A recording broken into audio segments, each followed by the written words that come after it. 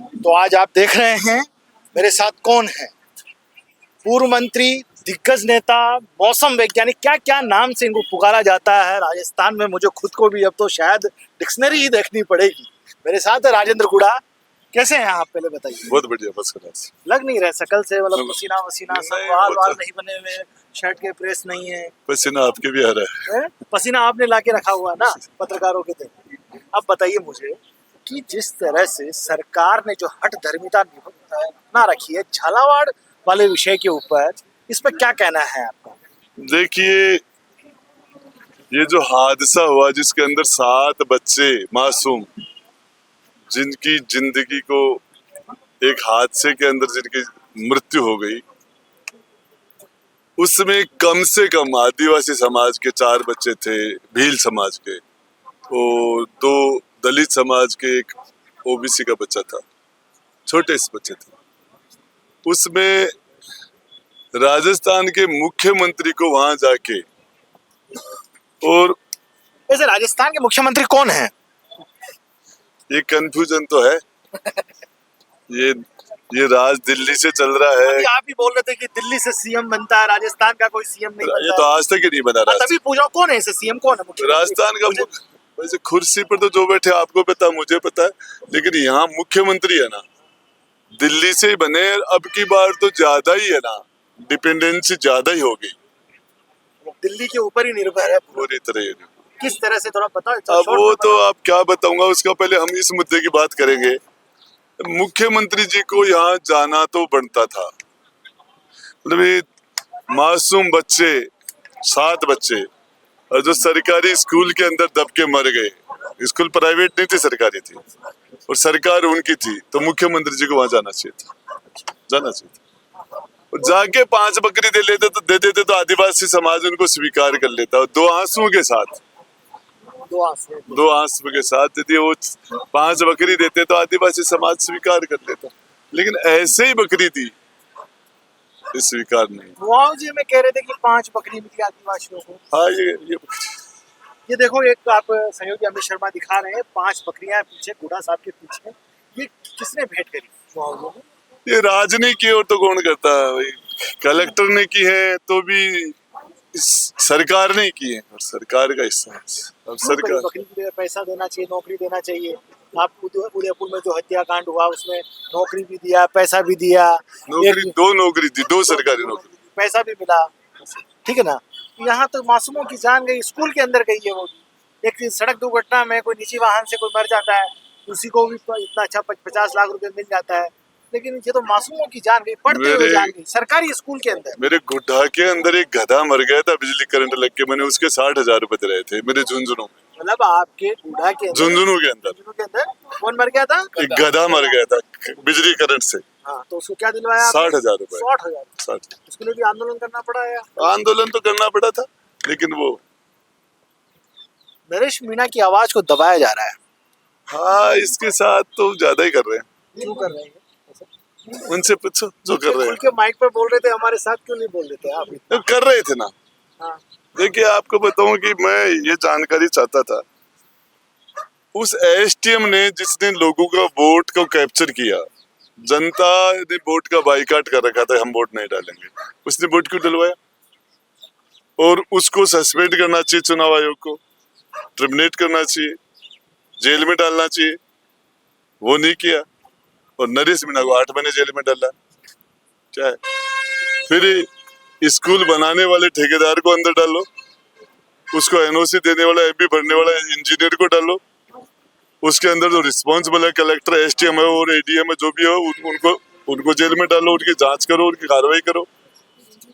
उस प्रिंसिपल को डालो, वहां के जनप्रतिनिधि, उनकी रिस्पॉन्सिबिलिटी होती है, उनसे पूछो। नरेश मीणा कहते कि इसने एम्बुलेंस रोक ली, घायलों को उपचार के लिए लेके जाए। हमने रास्ते जाम, चक्का जाम, बहुत, कभी ये शहर बंद, कभी वो शहर बंद, कभी राजस्थान बंद, कभी भारत बंद, बहुत देखे। ये एम्बुलेंस आ जाती है तो उसको किसी भी बंद के अंदर बीच में से कोई भी आंदोलनकारी रास्ता देता है कि एम्बुलेंस को जाने दो, और घायलों को हॉस्पिटल में जाने से रोकेंगे कोई? कैसा आरोप लगाया है, कैसा मुकदमा बनाया है? क्या बात करते हो? क्या होता है ऐसे? बिल्कुल नहीं। 40 दिन के लिए अंदर टिका दिया और कोर्ट ने छोड़ दिया। अभी भी अभी यहाँ इस आंदोलन को तोड़ने के लिए कलेक्टर वहां इनके परिजनों को ले जा रहा है, थानेदार उनके घर आ रहा है, इनको डराया जा रहा है, इनको धमकाया जा रहा है। आंदोलन को कैसे तोड़े? तो क्या जनता दब जाएगी? कूड़ा साहब, आपके ऊपर भी दबाव तो आता ही होगा, आया होगा, तब से आपने नरेश मीणा का कंधे से कंधा मिला के आप साथ दे रहे हैं, ठीक है? आ तो रहा होगा, पक्का बता दीजिए, वो जो दबाव आ रहा है ना वो तो बताना पड़ेगा। अशोक गहलोत जी ने मेरे लास्ट के अंदर 7 मुकदमे लगाए थे। 7 मुकदमे? 7 मुकदमे। लोग तो एक मुकदमे से डर जाते हैं, हमारे पास तो कोई ऐसे फर्जी फोन आ जाए, मैं वो थाने से बोल रहा हूँ उसमें डर जाते हैं। 7 मुकदमे लगाए थे। जब तक राजेंद्र गुड्डा उनके साथ था तो तब तो ठीक है, उसके बाद एक साथ 7 मुकदमे लगा दिए। आपको मौसम वैज्ञानिक वाला नेता कहते हैं, मुकदमा वाला नेता भी कहेंगे कुछ दिनों बाद। लगाया, और ये राज भी कोशिश कर रहा है भाई, ये राज भी मुकदमे लगा रहा है। मतलब ये भी आपको बख्श नहीं रहा है? लगा रहा है, लगाता रहे। कब तक मुकदमों की पेरिंग करते रहेंगे आप? अब लड़ते रहेंगे। ये तो अब अपन बात करते हैं, पूर्व मुख्यमंत्री अशोक गहलोत क्यों नहीं गए? जाते रहते हैं दिल्ली, वो भी दिल्ली की दौड़ करते हैं, जोधपुर जाते हैं, सब तरफ जाते हैं। उनको भी झालावाड़ जाना चाहिए था, उनके पार्टी के प्रदेश अध्यक्ष को जाना चाहिए था, सचिन पायलट को जाना चाहिए था। देखिए, अशोक गहलोत जी तो नेता तो है ही नहीं, वो तो मैनेजमेंट है। अशोक गहलोत तो पूरी राजस्थान जननायक कहती है। जब जननायक है तो फिर वैभव गहलोत 4-4 लाख से क्यों हारता है? उनका बेटा जब वो मुख्यमंत्री थे, 4.5 साल का राज उनका पड़ा था, और उनके होम डिस्ट्रिक्ट जोधपुर से 4 लाख वोटों से क्यों हारा? फिर वो राजस्थान की सबसे 25 में से सेफ सीट देखकर उसको जालोर सिरोही लेके गए थे, वहां पे से हार गए। तो जननायक काई का है? तो मतलब जननायक भी खारिज, काई का है? सरदारपुरा में माड़ी कॉन्स्टिट्यूंसी है, सैनी बाहुल्य छोड़ के दूसरी जगह और बिल पार्टी को छोड़ के हमारी तरह मैदान में है, पता चल जाए जननायक का। जामनी नहीं बचा पाई अपनी, जामनी जब तो जाए, काई का जननायक है?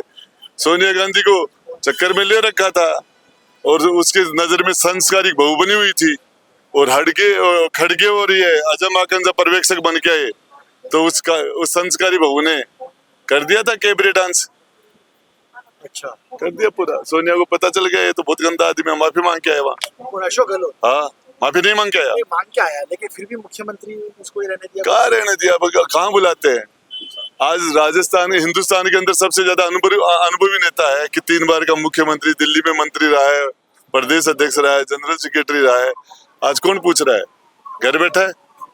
अशोक गहलोत को पूछे तो आपने बिठाया जब से लाल डायरी लेके आए थे। मैं आपको बताऊं, आप कर्मों से बैठ गए, लेकिन मैं आपको बताना चाहूँ, टीकाराम जूली उस विधानसभा का विपक्ष का नेता है, और अशोक गहलोत बैठा है।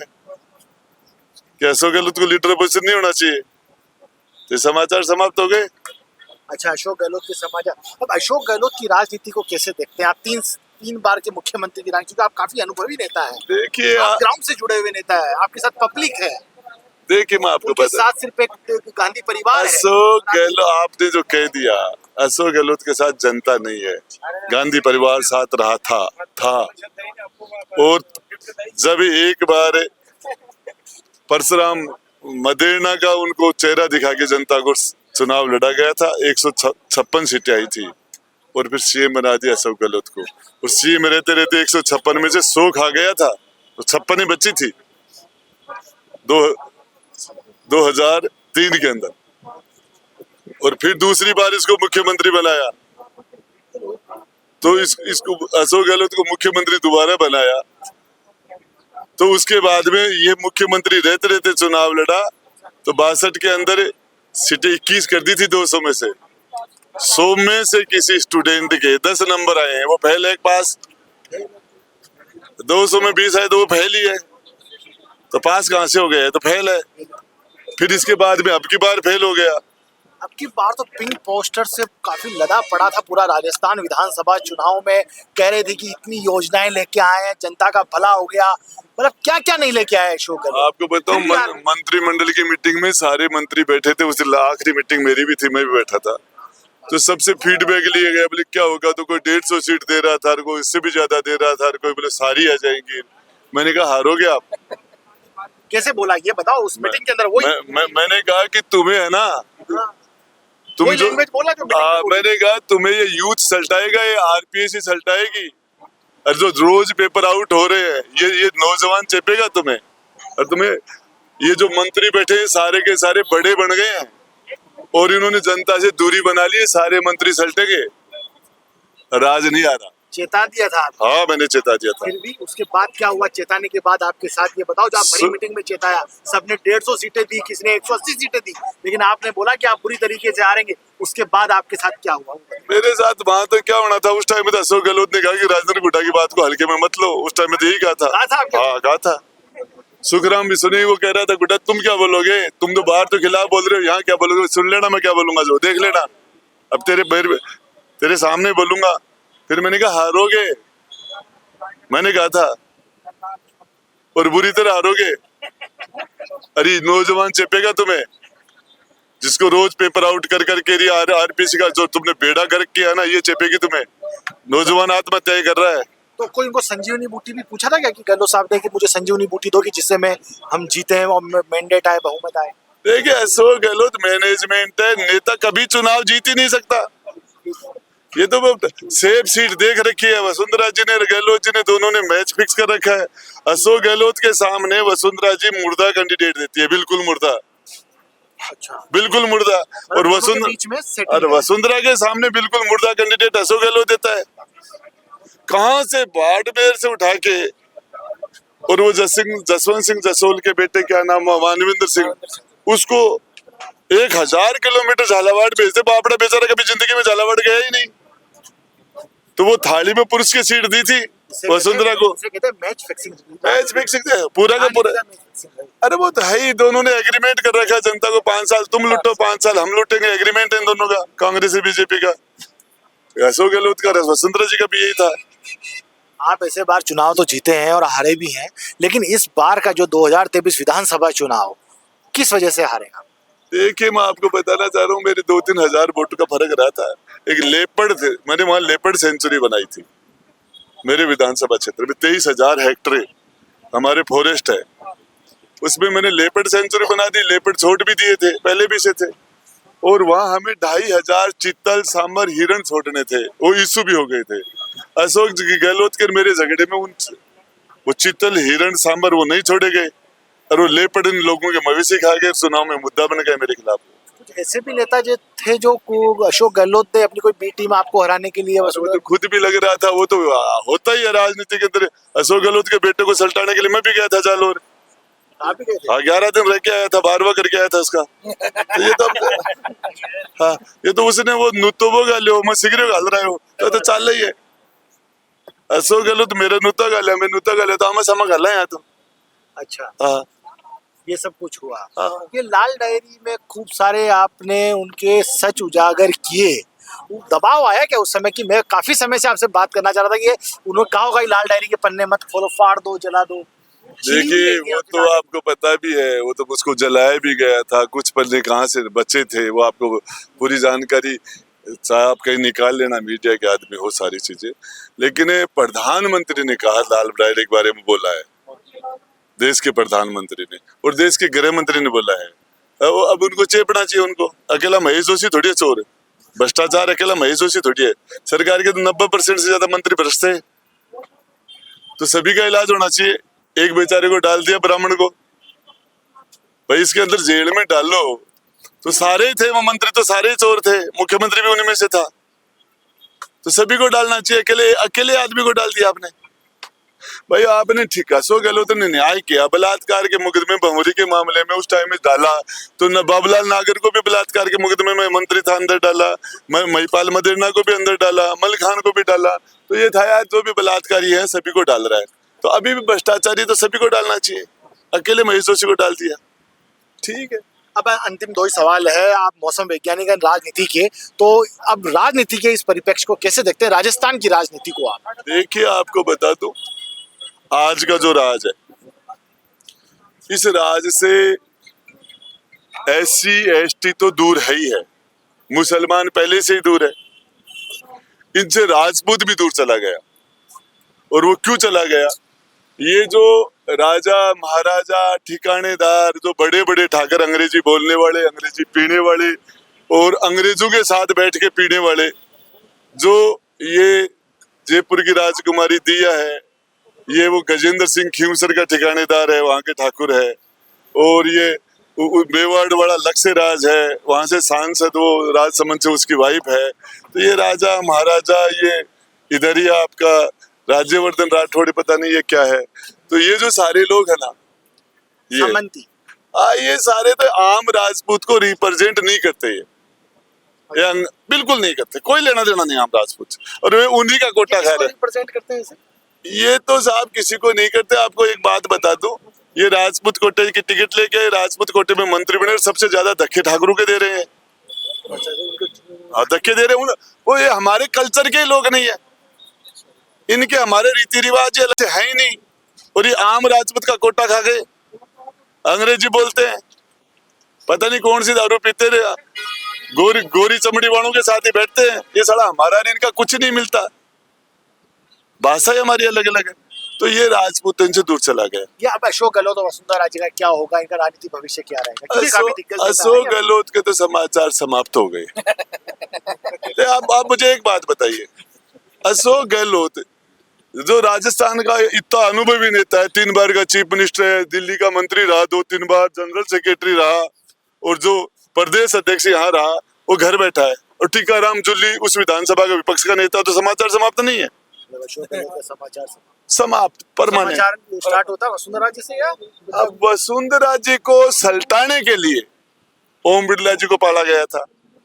वसुंधरा जी को सल्टाने के लिए सतीश पूनिया को प्रदेश अध्यक्ष बनाया, गजेंद्र सिंह को जल शक्ति बनाया, अर्जुन मेघवाल को केंद्र के अंदर मंत्री बनाया। ये सारे के सारे काम घनश्याम जी को राज्यसभा में लिया। वसुंधरा जी को सल्टाने के लिए तो सारे काम ही किए थे। दिया को उप मुख्यमंत्री बनाया। वसुंधरा जी को तो इनको मारने के लिए सारे काम किए थे। ये सारे के सारे लक्षण वसुंधरा जी को मारने के साइड इफेक्ट ही तो है ये। तो वसुंधरा जी को मारने के लिए इतने जतन किए, वापिस जीने देंगे? बीजेपी में वसुंधरा के लिए वनवास आता है तो लौट के आता भी है, मतलब ऐसा पता है होना भी कहीं। देखिए, इसमें नरेंद्र मोदी को जाना जाएगा, कोई सहमत हो या नहीं हो अलग बात है। नरेंद्र मोदी को जाना जाएगा डिसीजन लेने के लिए, और सोनिया गांधी राहुल गांधी को जाना जाएगा डिसीजन नहीं लेने के लिए। वसुंधरा जी को जाना जाता है रिस्क लेने के लिए। ये रिस्क लेके कोई कूद जाती है बीजेपी के खिलाफ तो कुछ हो सकता है। चलो, अब ये तो सारी बातें हो गई। 1-2 छोटे मोटे सवाल और है, क्योंकि जनता आपके साथ है। इस सरकार का सबसे अच्छा मंत्री और सबसे खराब मंत्री कौन है इस भाजपा सरकार में? मेरी जानकारी के हिसाब से इस सरकार के अंदर ये किरोड़ी लाल मीणा, आपको नाम लेके, हाँ, किरोड़ी लाल मीणा जी ने जो काम किया दवाइयों के मामले में, और ये काम सराहनीय काम है। ये इन्होंने जो ये बलेकियों को और फर्जी दुकान कर इन लोगों को जो पकड़ा है, ये काम अच्छा हुआ है। और सबसे खराब तो मुझे अली बाबा 40 और बाकी सारे खराब लगते हैं मुझे तो। इसलिए कोई मंत्री है क्या? कोई फिर भी यार, प्रेमचंद बैरवा डिप्टी सीएम है, ये कोई बेचारा गरीब परिवार से कोई कहीं से थोड़ा बहुत पैसा वैसा ले लेता होगा तो समझ में आती है, लेकिन दिया पैसे ले रही है ये डिप्टी से। हाँ, ये पैसे ले रही है, ये समझ में नहीं आ रहा कहाँ से ले रही है पैसे। कोई तुम तो कोशिश कर लेना, तो ये जो देता उसे लेते। तो मैं बता रहा हूँ, तो प्रेमचंद बैरवा तो गरीब आदमी ले समझ में आएगा, दिया पैसे ले समझ में नहीं आती। ईमानदार आदमी तो वैसे भी कम बच्चे। हाडोते में एक भरत सिंह जी थे जो भ्रष्टाचार से लड़ते लड़ते वेंटिलेटर पर चले गए बेचारे, और जिंदगी और मौत के बीच में झूल रहे हैं। प्रमोद जैन भाया के लिए कहते थे, भाया रे भाया, खूब खाया, एक तो पूरा गांव ही खा गया। वो कौन सा झोपड़ी पट्टे को खान की झोपड़ी है, उस गांव को, वो गांव को पूरे को निकाल के ले गया। और ये पता नहीं, इसकी लंबी कहानी है। अब ये हनुमान बेनीवाल, नरेश और राजेंद्र गुप्ता तीनों की केमिस्ट्री है, N2+3 बराबर 2 NS3। देखिए साहब, केमिस्ट्री को बताइए। देखिए, एमपी कोई बन जाए, एमएलए कौन बन जाए, टिकट मिल जाए, जाति का समीकरण बन जाए, कोई भी बन जाता है एमएलए। 200 एमएलए के नाम एक भी आदमी को बता दे, विधानसभा के कोई अंदर के आदमी को कहते तो 200 विधायकों के नाम बता दे, मैं आपको इनाम दूंगा, कोई नहीं बता सकता। राजेंद्र गुड्डा को है जो कह दो, चाहे नरेश मीणा को, तो या हनुमान बेनीवाल को दुनिया जानती है। ये लीड तीनों मिलके कुछ करने वाले हैं क्या? बड़ा खेला चाहेगी तो सब कुछ कर देगी ना। नेपाल में क्या हो गया? वो नेपाल जैसी हालत यहाँ हो सकती है, होगी। जनता आ जाएगी ना, बकरी मुख्यमंत्री करना चाहेंगी। क्या बात करते हो? अब ये सीएम अब कौन होगा, हनुमान बेनीवाल? अरे यार, ये मैं बता रहा हूँ, दिनेश? ये 17 से 27 साल के जो लड़के हैं, 17 से 27, इनको आगे आना चाहिए। और जो बांग्लादेश में किया इन्होंने किया, नेपाल में किया इन्होंने किया, आज भी ये 17 से 27 यही जवान पीटी खड़ी है यहाँ लगभग, और इन्हीं में से कोई होना चाहिए यार। देखो राजेंद्र गुड़ा जी, आज जिस तरह थकान आ रही है, खुल के जैसे बोलते हैं, आज बोले नहीं है अरे क्या क्योंकि बोला? तेज गर्मी है, क्योंकि मूसलाधार बारिश हो रही थी काफी दिनों से, लेकिन अब रुक गई, अब तापमान बढ़ गया, तो थोड़ा जवाब भी ऐसे ही थे। लेकिन जिस तरह से इन्होंने जो बातें कही राजस्थान की राजनीति को लेके, जिस तरह से समझा है, क्योंकि बहुत अनुभवी है, क्योंकि ग्राउंड पर रहते हैं तो नब्ज को टटोलते हैं। इन्होंने बोला कि नेपाल काठमांडू जैसी हालत राजस्थान में हो सकती है, वो 17 से 27 साल के युवा ही यहाँ परिवर्तन करेंगे। इन्होंने तमाम पूर्व मुख्यमंत्री, अभी प्रेजेंट में जो मुख्यमंत्री है, उनके सबके क्रियाकलापों के ऊपर भी इन्होंने जो फोकस किया है, यदि आप जानेंगे कि किस तरह से इन्होंने एक एक चीज को बताया है, संक्षेप में बताया, काफी बातें और भी थी, लेकिन इनकी थकान को देखते हुए हमने ज्यादा पूछा नहीं। सहयोगी अमित शर्मा के साथ मैं तुषार गौतम, न्यू भारत न्यूज, जयपुर।